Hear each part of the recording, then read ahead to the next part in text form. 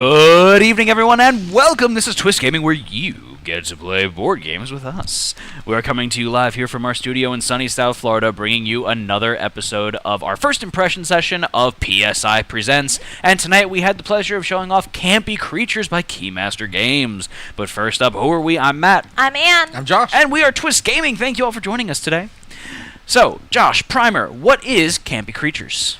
Campy Creatures is we're mad scientists. Yarr! I mean in the game, not in real life. Both. Oh, okay. And we need some mortals to do experiments on. Foolish mortals. So some mortals come out on the board, so you could kind of flash some mortals. So we've got the... Please do not ask Matt to flash the mortals. got the cosmonaut, the archaeologist.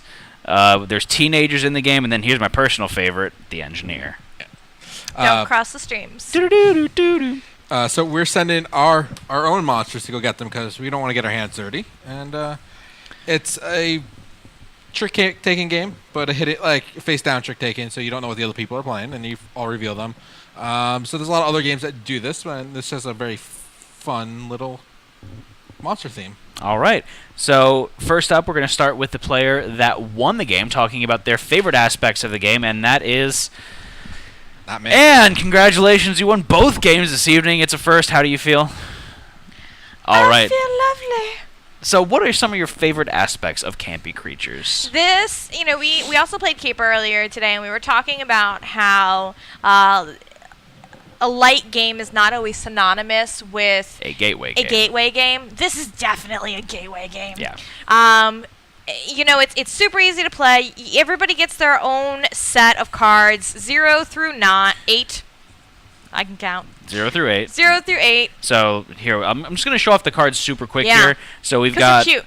the blob, we've Look got at you, Ann. the swamp creature, we've got the demogorgon, we've got where's the mummy? We got the mummy, the invader, the werewolf, That looks like you. the vampire, the beast, the kaiju, and the invisible man. So the kaiju is actually kind of an expansion promo The card. Invisible Man. The Invisible Man. Not the Demigorgon. Oh, Yes. the Demogorgon was? The Invisible Man's the base game. And then Yeah. Oh, okay. So I like the Demogorgon. those are the cards those are your monsters. Yeah.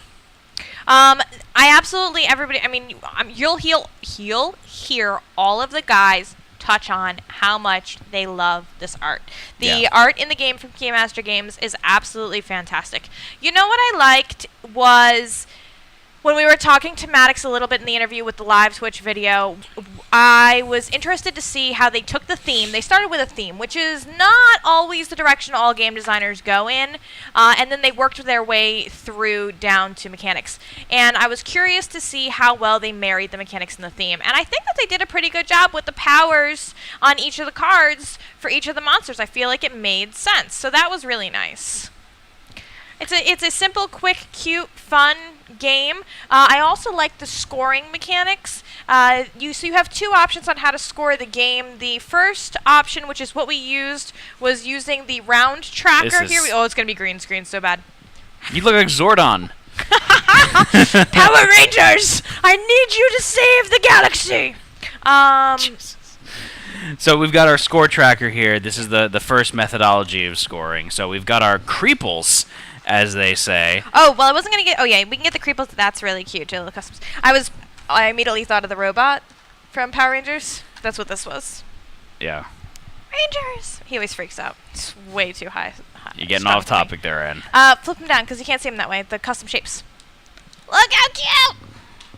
Oops. That was and really you bad. put it sideways. Is that one Patrick? So... You're terrible. The other option to scoring the game is like a best out of 3, best out of 5 kind of thing. So look, if you're... Put it over my eyes.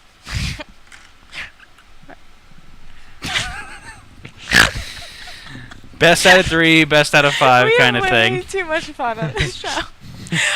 So it's really nice because sometimes with the scoring tracker you get kind of salty because you have a runaway leader. Yeah. And I think that this is... so good. I think that this was a great way to approach that whole runaway leader kind of saltiness that comes. Because if Matt, who tends to be the runaway leader, is the runaway leader, we can switch to, all right, I don't want to play runaway leader with you. I want to do best out of 5. And you get a quick way to flip the game back and forth. And you feel good about winning a round. You feel good about running X amount of rounds out of the thing. So I like that too. It doesn't matter if you score like 2 points in the first round and just have to play catch up the whole time. Yeah, so that's what Josh is salty about. So the first round he scored 2 points. I scored like 18 and scored like 13. He scored 2. So I put him in a hindrance, but he caught up at the end. So that kind of speaks to the game's balanceability there. I was 1 point behind, so if it wasn't for that horrible first round... I like when Josh excuses away the fact that he's lost a game. So I'm going to speak again to the point that I really, really, really love the art on this game. I know Ann was kind of calling me out on that, but the mortal cards are very beautiful. Like the hunter, like it's a very pretty card. The engineer, the archaeologist, they're very pretty designed. But what really speaks to me is the monster cards here, and it's just so cool because it is the old timey, like golden age of cinema monster movie posters, and you know exactly which ones that they're from and everything, and they just look so gorgeous. And I said this to Maddox before, where it reminded me of this game that I used to play, like video game wise, called War of the Monsters, where it's all about the old timey monsters, and it gave me this awesome nostalgia feeling. And I imagine that other people that really enjoy the horror movie genre just kind of geek out over the art of the game. I thought that was really cool. Definitely. I mean, it's even on like we're gonna show off it's gonna green screen back. All right, here, I'll put it here, guys. That green screen's too, Ann. Sorry. Yeah, I mean, it's even on the inside. It's actually not so bad.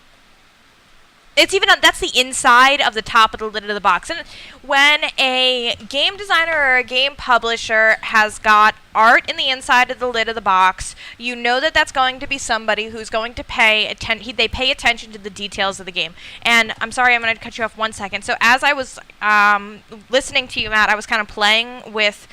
These are part of the clash trackers for the Clash-O-Meter. And so this is your tiebreakers, essentially. If you rotate it a little bit, you can tell that the eyeball itself, just the eyeball, has the spot UV. So this is somebody, which makes it a little shiny. I don't know if you can tell it. I can't tell it on the camera, but you could definitely see it in person. I mean, it's the nice attention to detail that really matters. So Josh, how about you? What aspects of the game really stood out to you? So there's a lot of trick taking, the blind down. And I know that you're a big fan of trick taking games. I'm a fan of big trick. This isn't quite full trick taking, but it's the lighter version of it. So you have like get bit and stuff you have the cool shark where you rip off arms and stuff. I find this. I really like this. I like the special ability on all the cards, along with just the number you're playing. So that made you think of, and I got in Matt's head quite a few times, and that's my favorite part of these games is just getting into the opponent's head and know what they're going to play. You did still beat me, and if Ann didn't say anything about the invader. And exactly where you were going with that. Oh, I want to go cancel out his invader, and you're like, no, he's gonna play invader too, and because I knew. Did you really put it down? No, you were just being snotty. I had the blob down. Oh, you had the blob down. Yeah. Whatever. But no, I enjoyed that part of it. This is probably one of my favorite of that style of game, just because I like the theme of it and I like the special ability things, and I do like how they had the alternate card for like the Demigorgon. Yeah. Over that, would have liked to see more of it, but I think that was cool. That is something that Maddox said is they're working on developing some monsters as promotional packs, and I like booster the packs later negative point aspect of it a bit, and it makes each round a little bit different because normally in this game you want to play high. There's never like, oh, I want to play low. I think we found ourselves playing low more often than playing high. Yeah. No, high cards aren't played, so I think that was a really cool bit of it. And there's some variant rules in the book. So I was looking at these as you guys were talking. One of them is memory focus, so all your cards you played are discarded face down. No. Oh. So you have to remember what, and I had fun with that. I'd do terribly. And then the other one in here is using these tokens as just you won the round thing. Gotcha.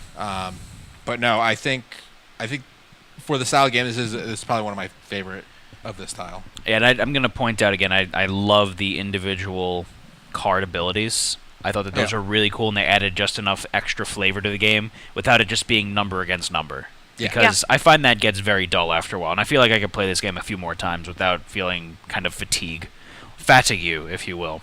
Yeah, I think this is one of those games where I kind of just want more.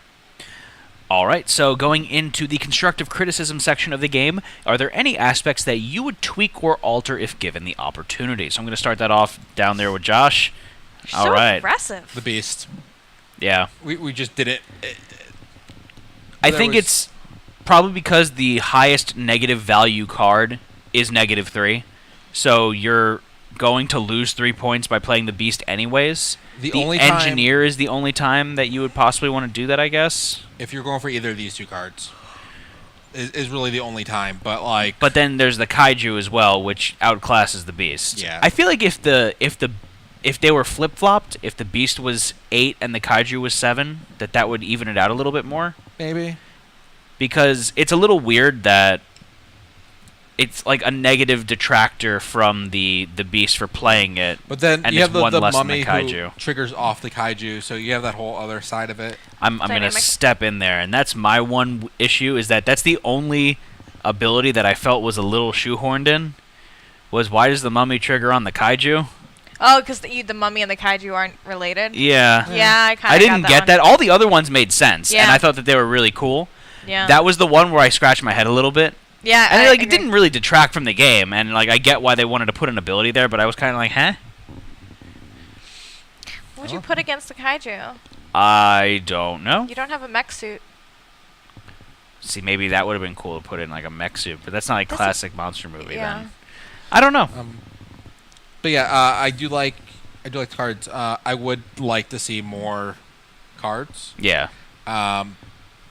just to give that more replayability. yeah, depth of replayability in the game. I I- definitely agree. I feel like this is something that could definitely, and it sounds like they are working on expansion. Yeah, that makes me very happy. I would like to see an expansion come out, and I would like the Beast to kind of be retooled. So I would like in whatever expansion that comes out, something that makes more sense with the Beast.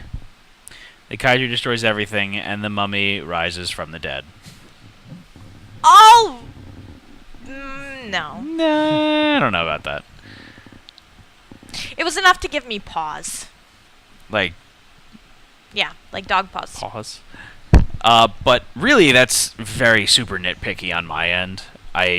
Yeah. I don't think that it detracted from the game. It was just a quick 1 second head scratcher, and then I tried to see when Josh was playing a Kaiju, and I never hit him with it, and hit me with it. Yeah. What? You got the mummy. Huh? Yeah, Sure did. So I think I'm gonna say I think this is a good game. yeah.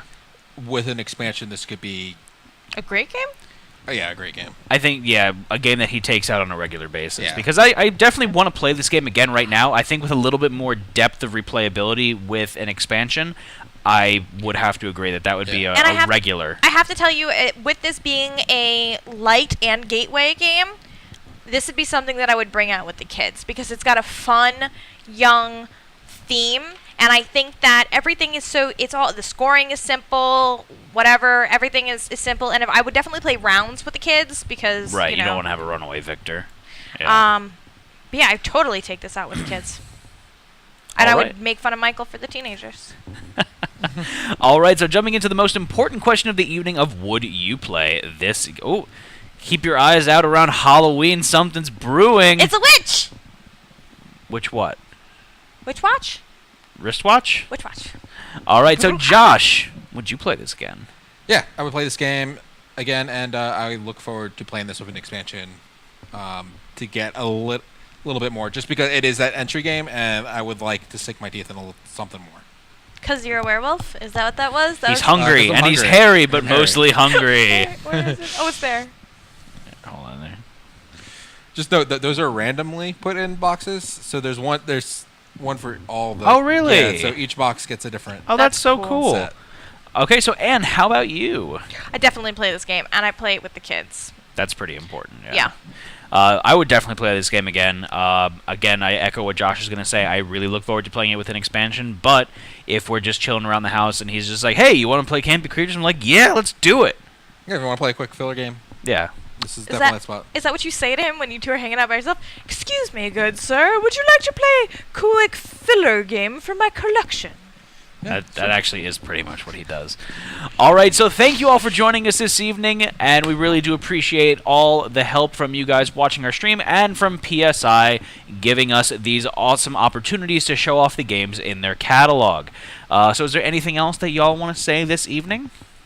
Thanks for joining us. We're going to pull giveaways in just a minute. All right, so we're going to be pulling our live giveaway for Caper in just a minute. And as a reminder, guys, if you want a chance to win Caper and you're watching on demand or you just want another chance to win, we're doing our Twist giveaway, which is in that link right there. And we're going to be pulling that in about 1 week's time. So you can... 2 weeks' time? It's like next month. 2 weeks is next month. So thank you all for joining like us. And 4 the weeks. key word for that is going to be what, Anne? Thiefful. All right, so thank you all very much. I'm Matt. I'm Ann. Josh. Good night, everyone. Good night.